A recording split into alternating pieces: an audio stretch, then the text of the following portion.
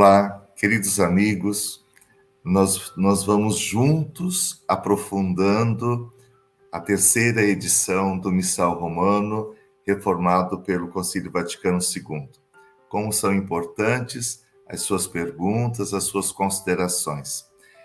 Hoje eu quero dar continuidade à pergunta do Marinaldo, porque esta segunda parte ele ressalta a questão da participação ativa na liturgia.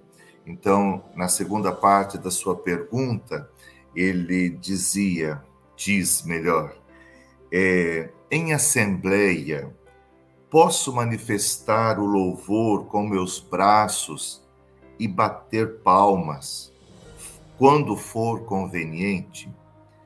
Então, eu gostaria de retomar com você, Marinaldo, e com os outros amigos, alguns pontos da instrução geral do Missal Romano que nos ajudam a aprofundar essa questão dos gestos, das ações da Assembleia reunida para celebrar. Então, o primeiro número a iluminar-nos será o 42, que eu já citei em outras ocasiões. O número 42 da Instrução Geral do Missal Romano diz que os gestos e posições do corpo, tanto do sacerdote, do diácono, dos ministros, como do povo, devem contribuir para que toda a celebração resplandeça pelo decoro e nobre simplicidade. Toda a celebração seja compreendida. Então, se compreenda a verdadeira e plena significação de suas diversas partes e se favoreça a participação de todos. 3 elementos introdutórios, ou seja, contribuir para que a celebração tenha um ritmo harmonioso. Os textos dizem, com decoro e nobre simplicidade. Que os gestos, as ações, ajudem a compreender o significado das partes da liturgia. E, acima de tudo, que tais gestos possam ajudar a participação de todos.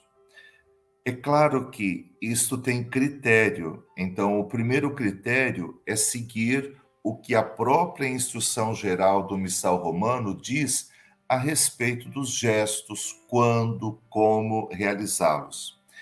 Nunca, diz aqui o texto, aquilo que é atender a gostos pessoais ou livre-arbítrio, cada um fazer como quiser dentro da celebração. Não. Antes de tudo, se contribua para o bem comum espiritual de todo o povo de Deus. Então, levantar os braços, bater palmas, de que forma diz respeito a toda a comunidade. Então, cuidado. Aquilo que pode, num grupo específico, dar certo, quando esses gestos são feitos dentro de uma assembleia muito mais diversificada, pode ser que não contribua para expressar a comunhão daquela assembleia. Então, a assembleia vem em primeiro lugar. Segundo ponto, eu gostaria de retomar um comentário, poderíamos dizer, sobre esta participação ativa dos fiéis, que o Papa Francisco faz na Desiderio Desideravi, número 51.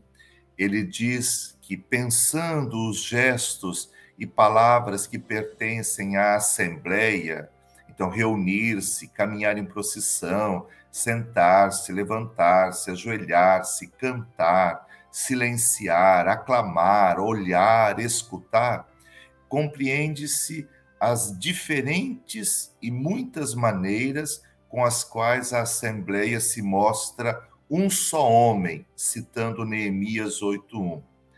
Se participa assim, como um corpo eclesial, fazer juntos o mesmo gesto, Falar todos juntos com uma só voz transmite aos indivíduos a força de toda a assembleia. Então, aqueles gestos previstos sendo realizados com gosto, participando toda a assembleia deles. Não são atitudes, portanto, individualistas, mas cheias da consciência de ser um só corpo, isto é, o corpo da igreja. Isso requer, claro, certa disciplina. Disciplina não é engessamento, mas é um educar-se, deixar que os gestos, que a liturgia nos forme. Esta é a disciplina do bem celebrar. Então, é muito mais do que dizer, Marinaldo, se pode ou não pode. É considerar uma assembleia reunida para celebrar, e é esta assembleia como um corpo, o corpo de Cristo, que celebra. Cada um de nós integra esta assembleia. Por fim, para dar um outro elemento de reflexão, eu tomo um pequeno texto da Sacramentum Caritatis de Papa Bento XVI, que diz sobre a necessidade de corresponder pessoalmente ao mistério que é celebrado através do oferecimento a Deus da própria vida em união com o sacrifício de Cristo.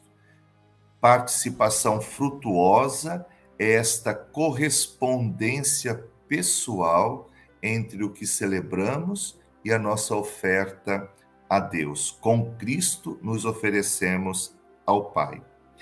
Isso requer uma profunda concordância das disposições interiores com os gestos e as palavras.